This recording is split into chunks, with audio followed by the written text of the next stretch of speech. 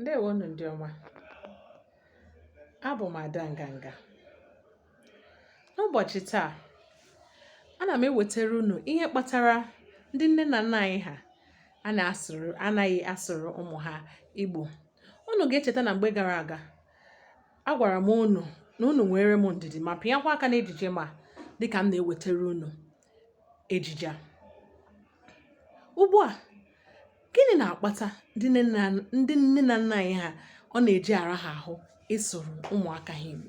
Nke mbụ, ọ bụrụ na ha gaa ebe a na-eme ihe omume, ihe dịka ọgbakọ ụmụaka, ọ bụrụkwanụ ma ọgbakọ ihe ọbụla na-akpọkọlata ndị mmadụ ọnụ, ị ga-ahụ ka ndị nne na nna anyị, ọkachakwa ndị Igbo, ịhụ ka ha na-asụrụ ụmụ ha asụsụ Bekee. Ịjụọ ha nọ gịnị mere nke a, ha sị gị, "Odu